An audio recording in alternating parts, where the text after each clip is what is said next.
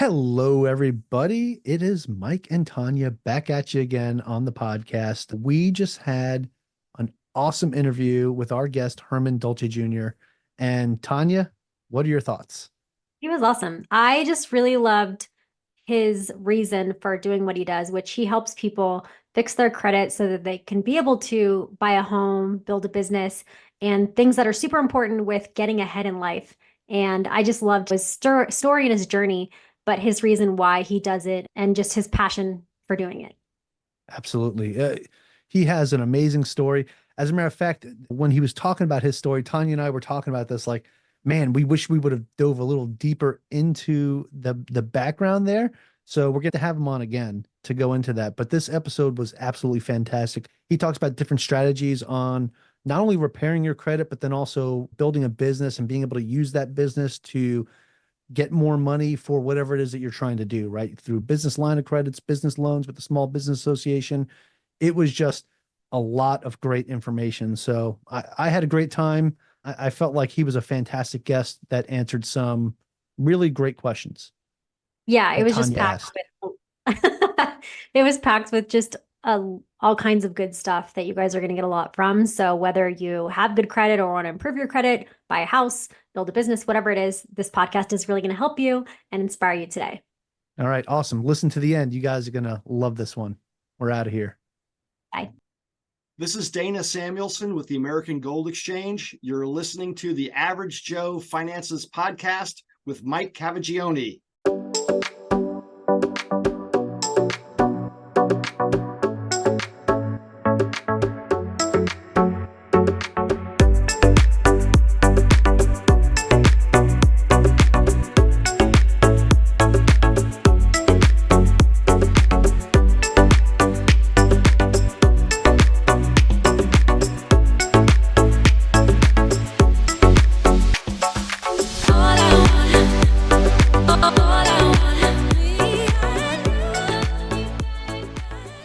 If you're watching this on YouTube, make sure you smash the like and subscribe buttons.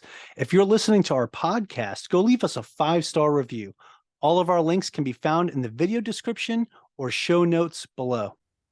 Hey, welcome back to the Average Joe Finances Podcast. I'm your host, Mike Cavagioni. And I'm your co-host, Tanya Schultz, the Money Life Coach. And today's guest is Herman Dolce Jr. We're so excited to welcome you, Herman, and share with us everything that you do. A lot of really cool stuff. So welcome to the podcast. Absolutely. Thank you so much. I'm honored to be on the program for today. Hello to your entire audience. All right. And I'm sure they are screaming hello back to you, the screaming fans raging right now. But Herman, I want to kick this off the same way we start every podcast episode, and we'd like to know more about you. So if you could share a little bit about yourself, share your story, tell us, who is Herman Dolce Jr.?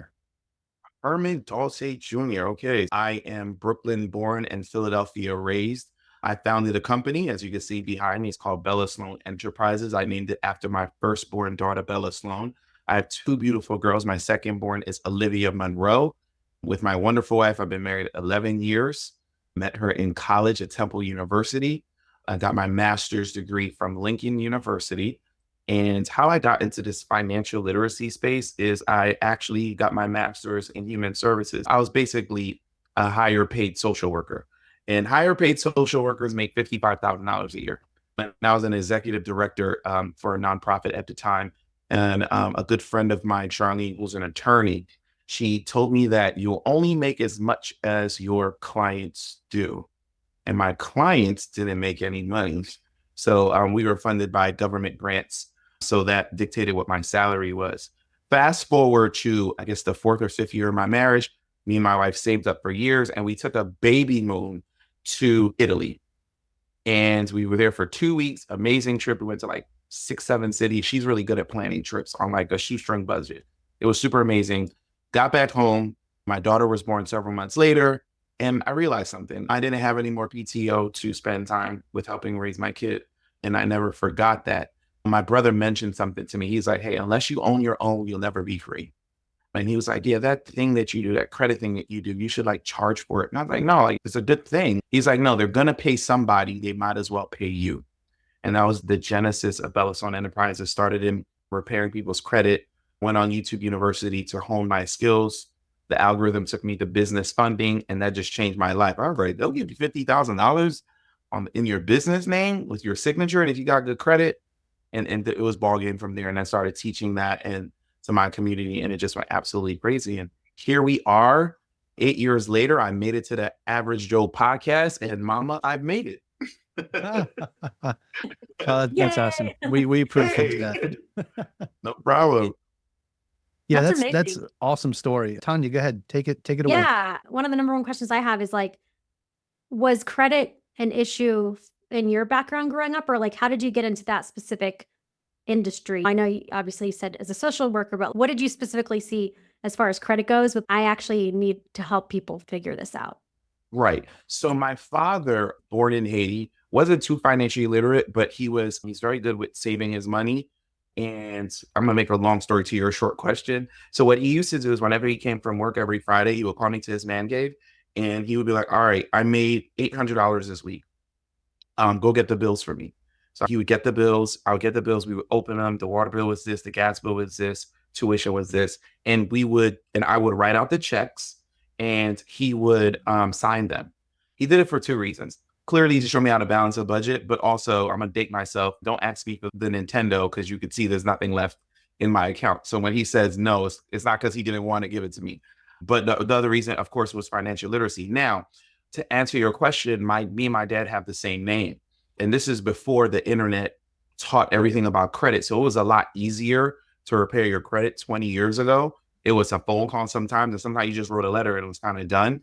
So I would call the credit bureaus. A wonderful mentor of mine taught me that, or I would just write a simple letter. I'm like, hey, it has to be 100% verifiable and 100% accurate, or you have to delete it. There's like, no, this is your American Express credit card. I'm like, no, I'm 21 years old. And you can see the open date was 1979. And my birthday is 1981. It can't be my profile. Oh, Mr. Dulce, you're absolutely right. And then we removed it. And that's when I kind of went down the rabbit hole of ensuring that your credit was in good shape. And just when you're in the space long enough, you just learn how truly important it is to leverage your credit. And that's how I started. My first business was Bella Sloan. Another thing we did at the time of just repairing credit was I got into real estate. And that's how I bought my first property using somebody else's money. Oh, wow. Now you speak my language over here. So. Yeah.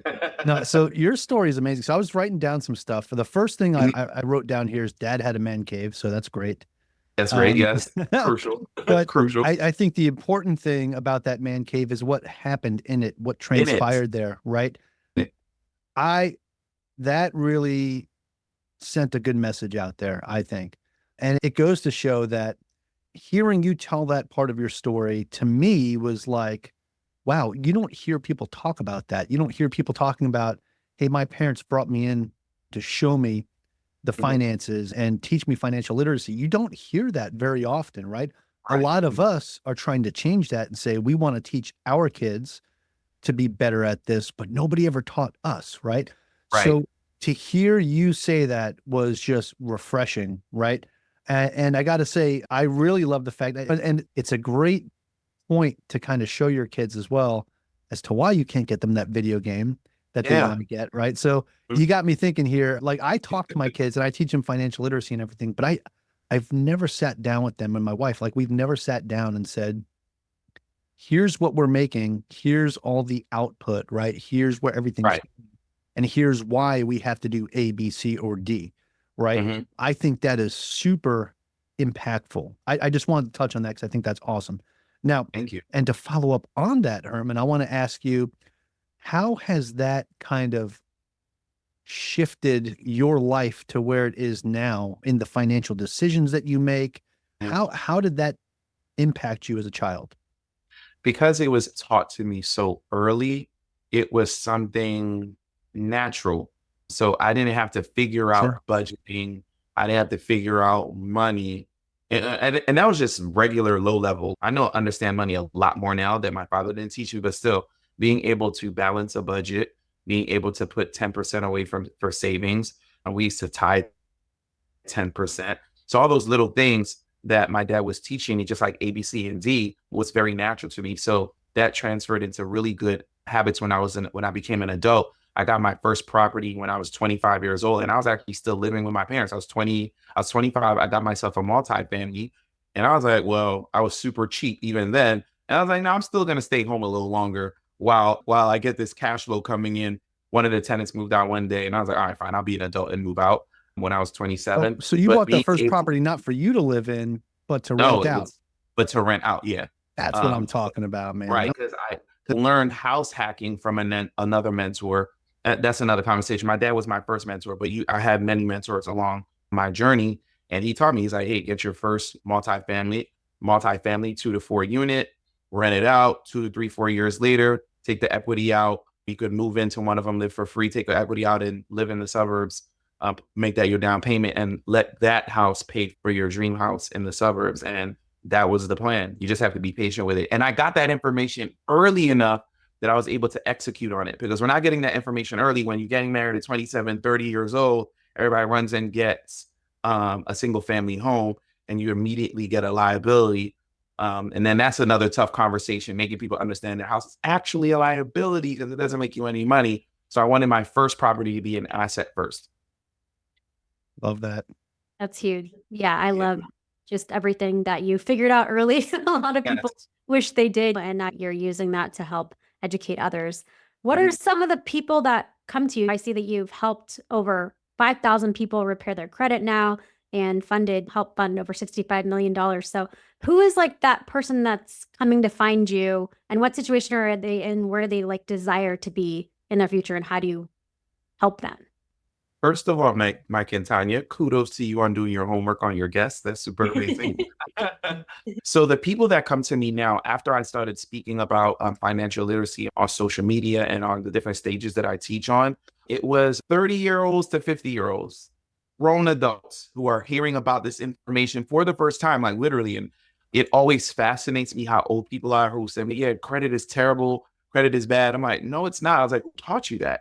Because we were taught about credit using it as a consumer tool to purchase 0% interest TVs on Black Friday and not paying it before the 6 month 0% interest is over. And now you're paying double for the TV that you got on Black Friday sale. So these are the consumers that come to me first. And then I tell people I like to create my future client. So I teach them about credit. I teach them about fixing their credit. Then I teach them about setting up their business properly, getting business funding, and actually leveraging credit to purchase assets, businesses, real estate, or investing in their brains to learn a new skill. Yeah, that's fantastic. I like how you talk about how you're building your client, right? Yes. You're basically creating them by showing them, not to quote The Mandalorian, but this is the way, right?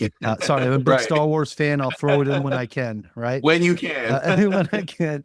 But no, that's absolutely awesome. As a matter of fact, I'll use another one. It's like you're a financial Jedi, right? Yes. I'll take that. Showing them that. That's definitely going on a t-shirt. There you go. There you go. All right. Awesome. Okay. So Herman, so there's a lot to unpack though with what you said, right? So not only are you helping people rebuild their credit, but you're showing them different ways to start a business and then be able to use that business to fund other things, right? So whether that's through like a business loan through, I would guess the small business, SBA, you got those really good SBA loans. You could do BLOCs, business line of credits.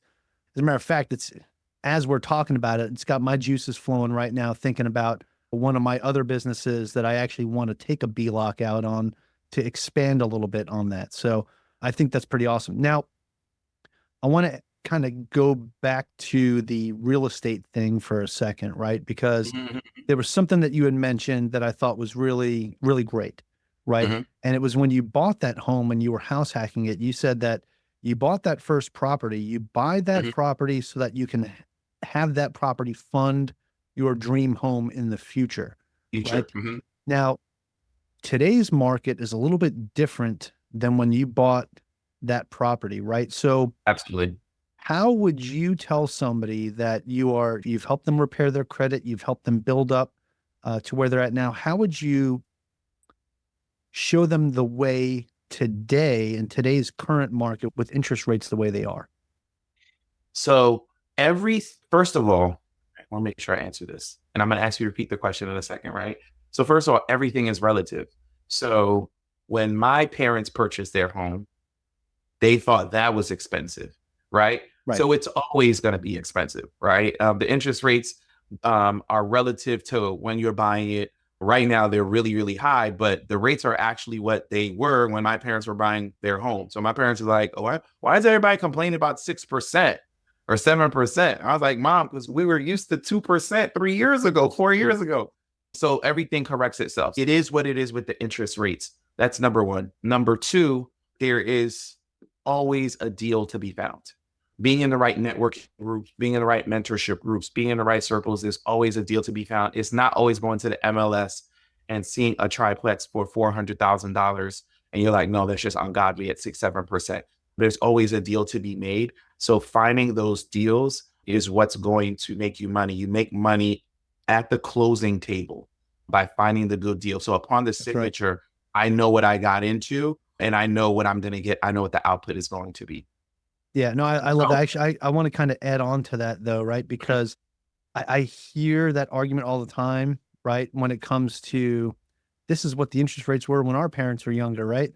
Right. But at the same time, back then you could buy a home with just a high school diploma, right? You were making enough money back then to buy a home. So this is just on my mind right now because I literally was watching a video this morning, a YouTube video for a very popular person that I follow a lot, and they were talking about what you need to make in order to afford a home, in order for it to be within that 28% of your pre-tax income.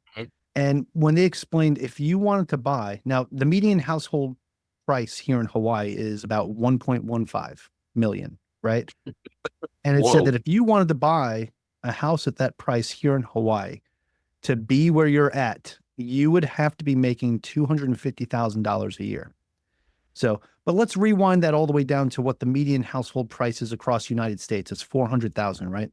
And it showed that to be able to afford a house at 400,000, you had to be making about $125 or $150,000, where the average annual household income is between $70 and $80,000, right? So when I hear that, I always go back to thinking like, well, yes, back then this is what it used to be. And today, yeah, interest rates might be 7%. This is what it was when I bought my first home back in 2007, which we won't get into that. But I just want to kind of like touch on that a little bit because I feel like it could be a very sensitive topic to some people because they're like, hey, very true. Well, then I should be able to do A, B, C, and D. But the key thing that you said that I think to pull out of that is that there are always deals to be found, right? You got to find that off-market gem. You got to find the person. If you're looking on the MLS, you likely won't find a deal that's going to cash flow. Yeah. Okay. I just wanted to say that piece. No, it was a great adage because thinking about what it looks like in 2024. It's way different between inflation. Jobs are not giving the increase. Definitely. It's 100%. More complicated, but please do not fret. A lot of deals will come across my table all the time because I'm connected to the right people. I'm connected to these real estate groups. The baby boomers are on their way out. And there's a lot of deals that are going to be coming through that are not going to be posted on the MLS. Somebody's going to inherit a house. They're not going to know. They don't know what to do with it. Like, I don't know. It's grandma's house. All right. Well, I love to take it on for a great price. There's a light at the end of the tunnel. There's a light at the end of the tunnel. Exactly. I have a couple of follow-up questions, but like the main one is, do you still recommend that people purchase something that's not their primary residence first, like how you did it? Do you still think that's a good way to get started as opposed to having a liability in your own personal home? Do you still think that is something people should look into, or have you shifted that at all? Oh no, I tripled down on it. I used to teach during the pandemic. I taught at Temple University online. It was a great honor for your alma mater to call you. And I was teaching the freshman class.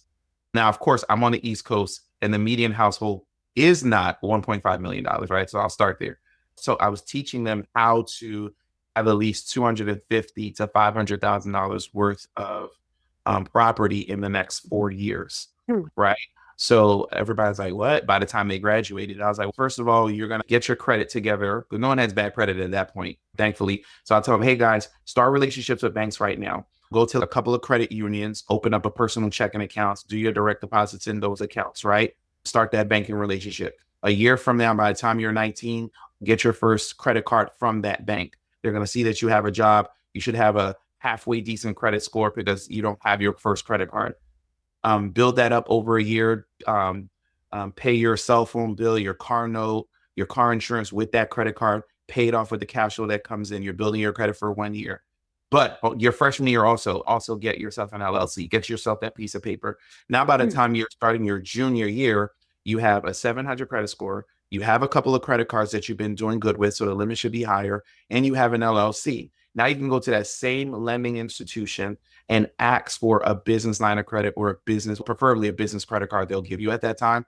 And then I taught them, hey, you're going to go to a program called NACA, NACA, and they'll help you get your first up to 4 unit for no money down and really low closing costs, right? This should be your first home. And now by the time you are a senior, right, you'll have that first property, right, for at least a year. Now you can take some money out of it, and now you can get your first FHA property at 3.5%. And now if that's up to 4 units, now you have 8 doors by the time you're graduating, right? And you could be living in one of them for free. Everybody should be doing that blueprint over and over again. And you're 21, 22 at the time. And then when you have a cash flow, let's say the cash flow is low, 2-3 grand a month. That is a great cash flow for a college student who's graduated, who's trying to figure it out, whose at least living expenses is taken care of. And at that point, you have an option. I don't know why I would tell somebody or advise somebody to go get a single family 3-bedroom, 2-bath as your first property. And then you have a $2,000 mortgage that you have to figure out how to pay for. And remember, 6 months after you graduate, you have to start paying your student loans also. So I had doubled and tripled down on house hacking. Get yourself a multifamily first. So what are your thoughts on house hacking, but living in one of the units, right? So you live in one and then you rent out the other 2 or 3 units if it's a triplex or a quadplex. What are your thoughts on that? It all depends on what your goals are. So like I told you earlier, I stayed in my home when I first got my first duplex, right? I wish I would have got a quad, but I was scared and I just got a duplex. So I stayed home because I liked the cash flow. I liked the deposits that were coming in. I had a nice little net at the end of the month that was going in my business checking account. Again, guys, and taxes and all the benefits that come with that. That's another podcast episode. But wanted that. If your goal is to move out of your parents' house and rent is going to be $1,500, $2,000 a month, you might as well put that money in your pocket or at least save it or let the net become zero out of pocket because you have an asset that's paying for you to live for free. Okay. It's fair. I love that. And how did they react to it? Like, what did they come back to you? Like, what's their? Tanya, it almost sounded unreal when you're talking to your 18-year-old. You're like, what? In 4 years, I'll be worth 250. Well, you won't be worth 250, but you'll have an asset or two that'll be worth between 250 and 500. And you can see it was a light switch, especially when half of those 18-year-olds are trying to figure out what their major was going to be. Yeah. So some of them was like, I need to drop out now. I'm like, no. Start what you finished. But this is just an option that should go in your mind. At least 20% of them definitely followed up with me and was like, yo, I need some more information on this. And I love giving out resources. And I just gave them the blueprint on what I did. And I was like, it's very doable, especially for you guys to do. Especially at that time, it was during the pandemic and money was like free, basically. So I was like, this is a great time for you to do it. Because right now I have a wonderful home that I refinance at 2%. Unfortunately, I can't take it out because interest rates are at 7%, but still I'm paying 2% for the money that my mortgage right now. Yeah. So you can always pull a HELOC on it. So yes, I know. Yeah, go pull a HELOC on it. Yeah. I'm big on that. So I've turned my primary residence into a quote unquote asset instead of a liability because of my HELOC, right? Because I took equity out of my house and I bought more real estate with it. Nice. So I feel like there is a way in the future to turn your primary residence into an income producing asset by being able to borrow from it, right? I think it's such a powerful tactic. And again, Mike, that's super important because you're able to do that because you had good credit. So I tell people all the time, I could lose everything tomorrow. As long as give me 18 months, I'll be back. because then my credit will be fine and I'll be able to access capital and do it again. So it's always is the genesis and the seed for a lot of what we're doing and what we're teaching right now. Yeah, Yeah, going absolutely. into some of those tactics that you tell people, what are the top ways that people can increase their credit, or what are the things that you see that are, I don't want to call simple because nothing's simple, but like easy things people miss that they can do to fix their credit faster?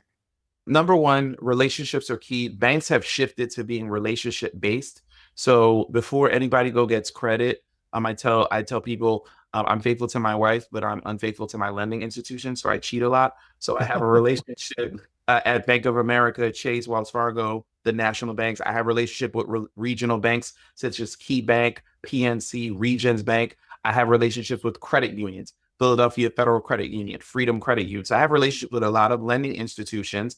I make my deposits as I can in them. Nothing too serious. I just put a couple $100 in So each. hold on, wait. I just want to say, when you say relationships, like you have accounts with all those I have banks accounts with them. Yes, capacity.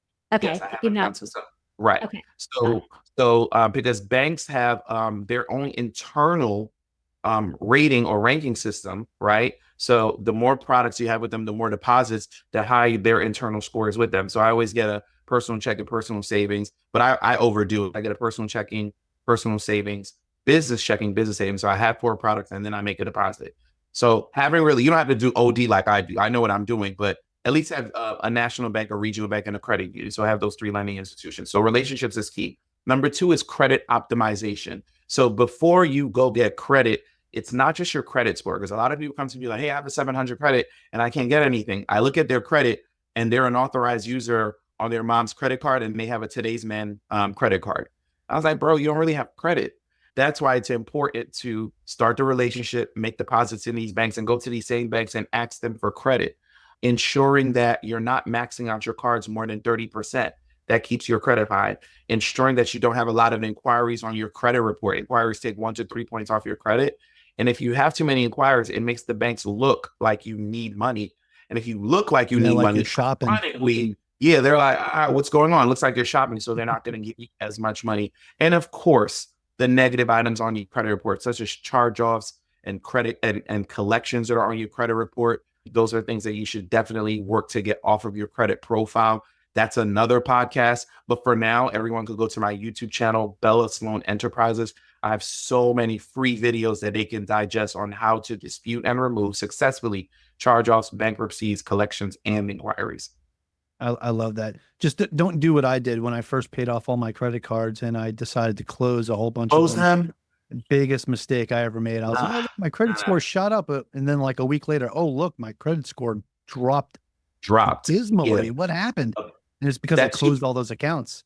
Yeah, I that's lost a lot of my credit, right? Credit, right? That's super important. We don't talk about that a lot. And that's one thing I do talk about often. The age of your credit is super important to lending institutions, how long you've had credit.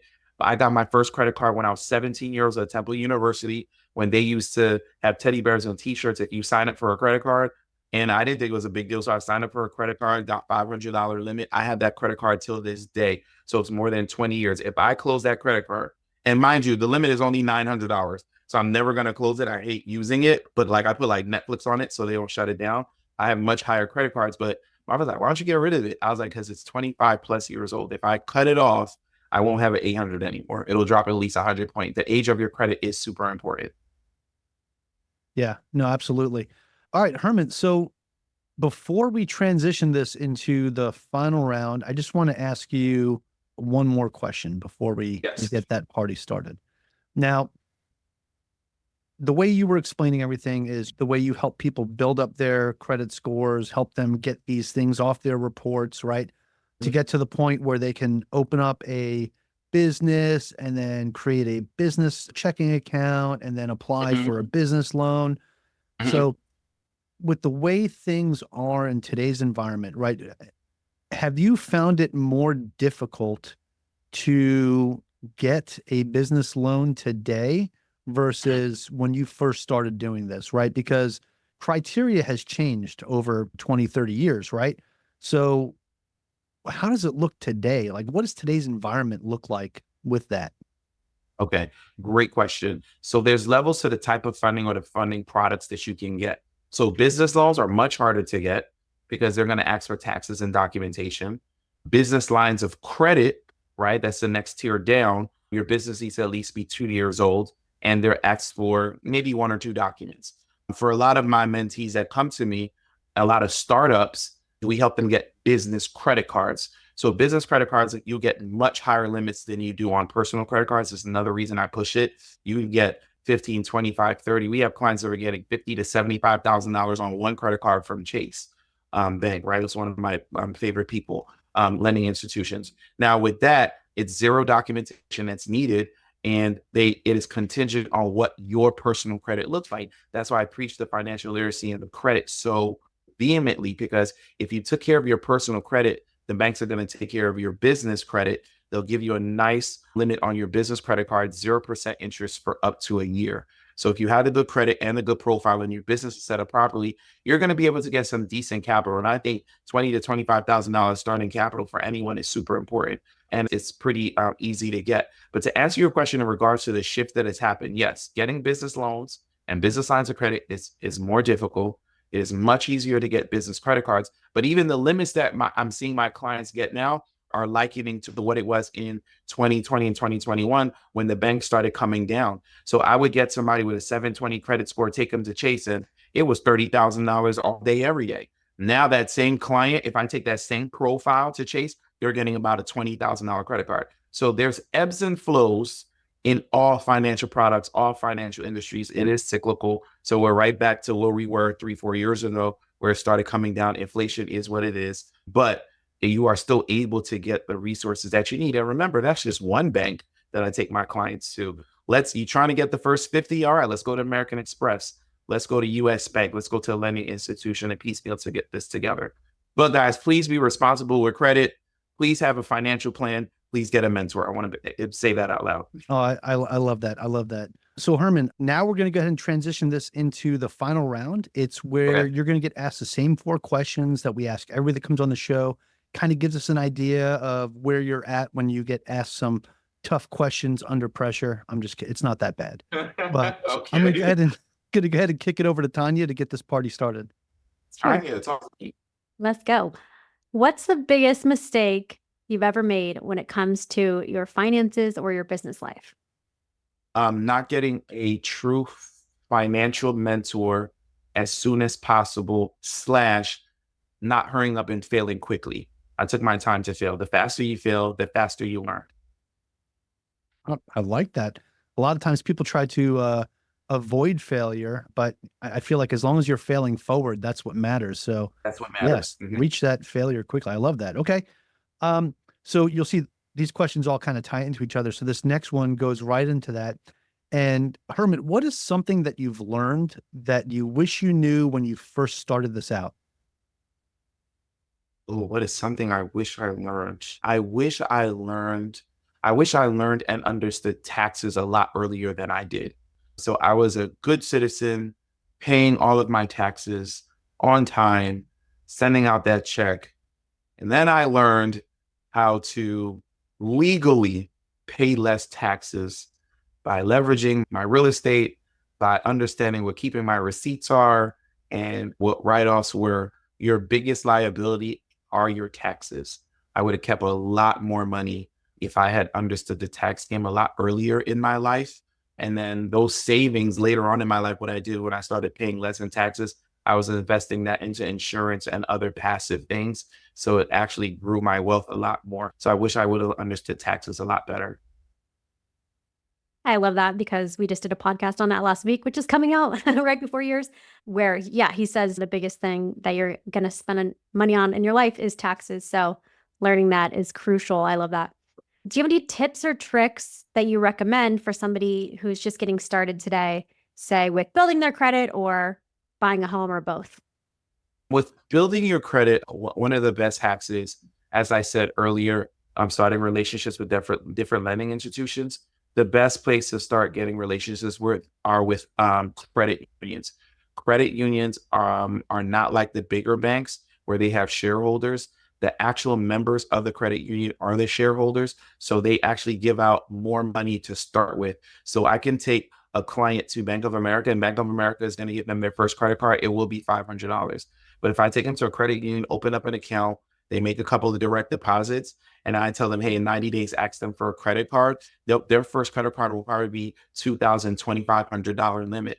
So they're starting off at a much higher limit. And that looks way better on their credit report, especially when later on down the line, when it's time to get business funding, they're already a lot higher because the banks will be like, oh, you have a higher credit card limit. The other hack is every 91 days, ask for a credit limit increase on whatever financial product you have. But it's a little hack on, well, how do you have a $25,000 credit card? I was like, well, it was a $5,000 credit card when I first got it. Every 91 days, I ask for a credit limit increase. Whether they give it to me or not, I always ask, and I built it up over time. Oh, it's awesome. Thank you. Yeah, I feel like maybe I need to start asking for more credit limit Yes. increases. So Yes. Banks work in 91-day Okay. cycles. So every 91 days, ask for credit limit increase. heck yeah. Okay.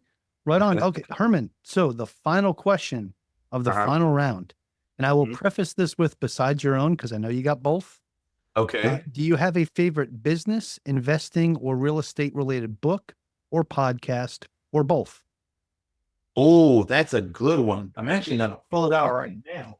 My favorite book that I'm reading right now is 10X is Easier Than 2X. I don't know if you guys know about Dan Sullivan.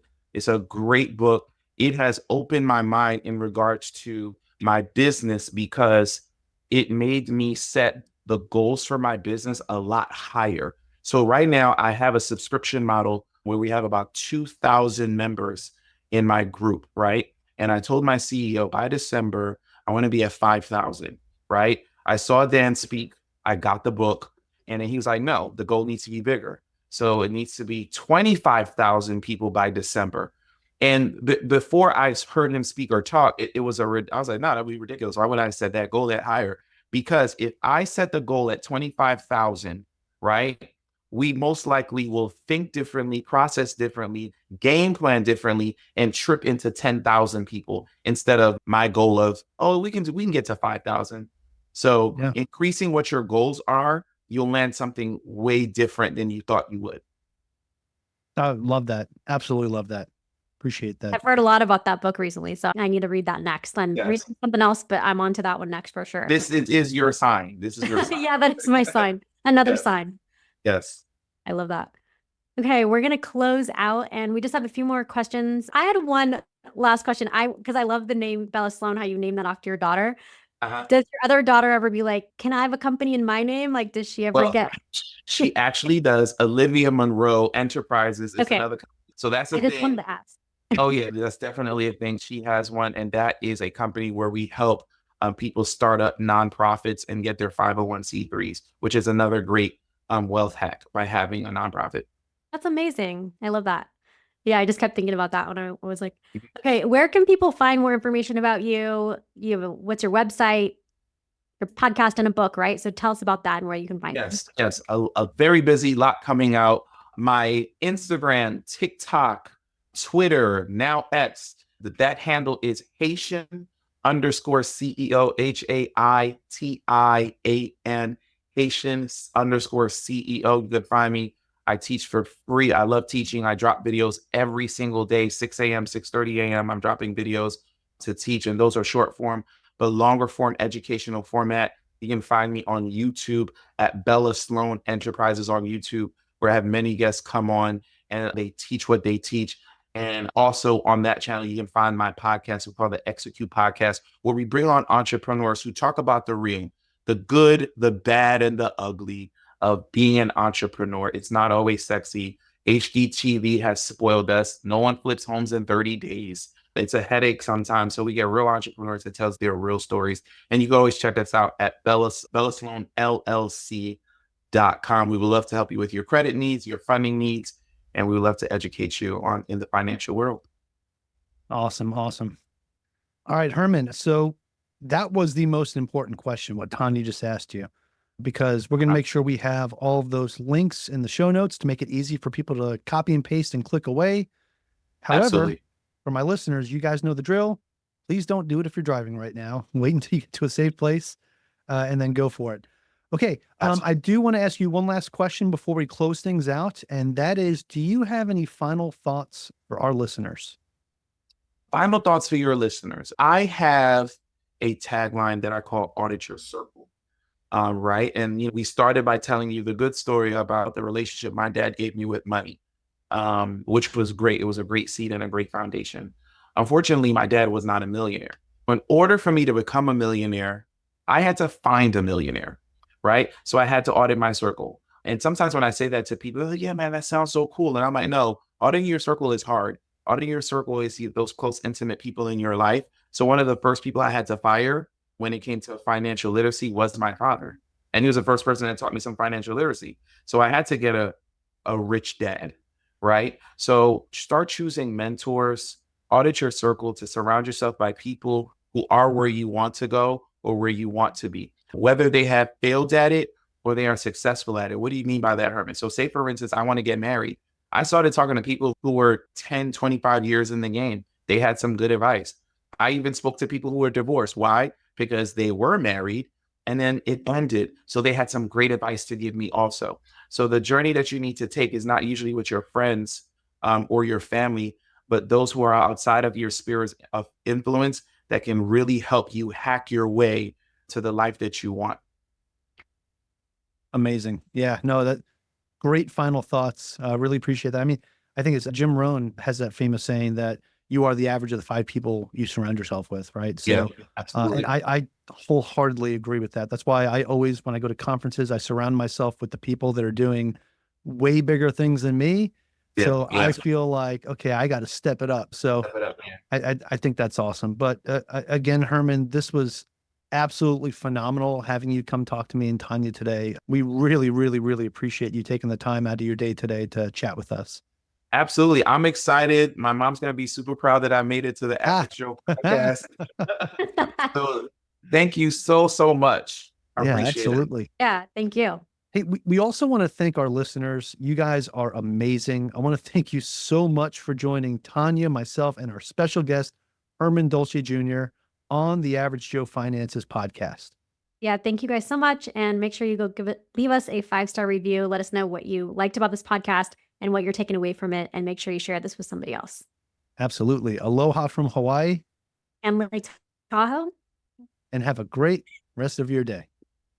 Thank you for making it to the end of this episode. Greatly appreciate you being here with me today on the Average Joe Finances podcast. If you haven't done so yet, make this the episode that you go leave us a 5-star rating or subscribe to our YouTube channel. The Average Joe Finances podcast is for informational and entertainment purposes only. Have an outstanding day.